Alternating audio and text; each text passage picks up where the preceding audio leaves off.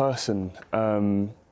He's an everyman. It's more difficult, right? It does. But there's so much footage out there. I was watching so many interviews. Anything above 10, 20 minutes, I was just in my ear constantly. But yeah, it was a pleasure to play him. OK, what did you notice about Harry then? What did you have to pick up? I think a lot of it's just how he holds himself. Being a leader is, I don't know if it's something that comes to me easily, but it does for him. And so just holding yourself in the right way, and obviously his voice is so iconic. So just the voice holding. Is tricky. Yeah, it is. Yeah. But yeah, hopefully we managed it. Eh? Yeah. What about the football? Because you have to play football as well. You're a good player, clearly. I mean, not Harry Kane good. Yeah. I played a lot when I was younger, and it wasn't as cool for my group in secondary school, so I didn't carry it on as much. But we had a couple of weeks of boot camp with a man. I think that's football, especially. I always say that these tournaments they bring together the country in a way that nothing else can.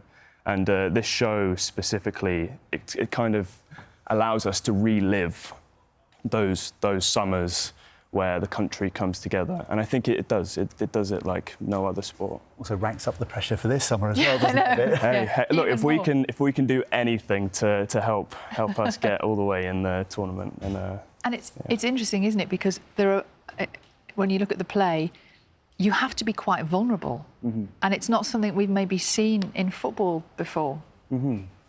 Yeah, I mean, I think it's a big part of Gareth's ethos is showing that men can be vulnerable with each other, and if anything, it helps them to succeed. Yeah.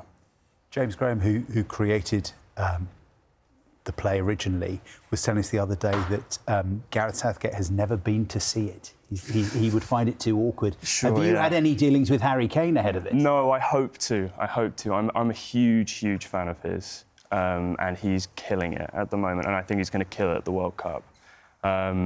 So I hope to one day. I hope he appreciates it in any way, and it's not too. You're a huge Harry Kane fan, but actually you're really an Arsenal fan. Yeah. So how are you feeling this morning? I'm feeling pretty good. I bet you are. Feeling pretty good. I felt when I was shooting, it was a bit like I was undercover, you know. But I always say that he was in the academy at Arsenal, so it runs in his veins. And yeah, I had a very good morning today. I couldn't sleep last night because yeah, very excited. Finally, 20 years. 22. Because how old are you? I'm 25, so I was barely conscious when we last won. Yeah. So it's been a long time coming, but we've had some great vox pops from outside the stadium last night. Yeah. Little kids and old people and great granddads all out there having a brilliant time. What does it mean to an Arsenal fan? I think I just remember being a kid watching Arsenal and got a lot of stick, you know.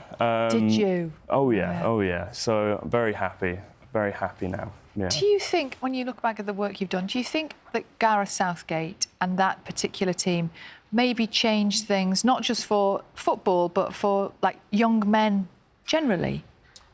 I think so. And I think I hope that his ethos and his way of dealing with the players carries on into this next World Cup with Tuchel, and I think we can all take a lot from what he brought into the England team. Just looking at these pictures, is that the real Gareth Southgate, or is that Joseph Fiennes playing Gareth Southgate? Who's to say?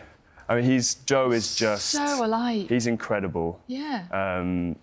As you can see from the back of his head.